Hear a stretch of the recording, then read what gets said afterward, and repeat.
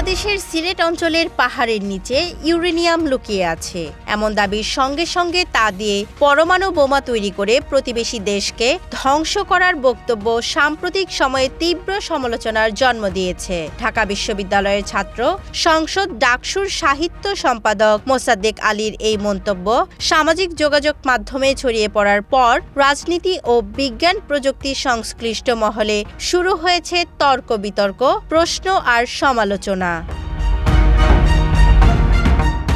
মোসাদ্দেক আলী তার বক্তব্যে দাবি করেন, সাম্প্রতিক সময়ে বাংলাদেশের সার্বভৌমত্বের জন্য সবচেয়ে বড় হুমকি আসছে ভারত থেকে। তার ভাষায়, তারা কথায় কথায় পারমাণবিক বোমা দিয়ে উড়িয়ে দেওয়ার কথা বলে। এর জবাবে তিনি বলেন, মৌলভীবাজারের কুলাউড়া পাহাড়ে যে পরিমাণ ইউরেনিয়াম আছে তা উত্তোলন করা গেলে ভারতকে বহুবার ধ্বংস করা সম্ভব। যদিও একই সঙ্গে তিনি যোগ করেন, তিনি ধ্বংস চান না, বরং এমন একটি সরকার চান যারা কুলাউড়া পাহাড় থেকে ইউরেনিয়াম উত্তোলনে সক্ষম হবে।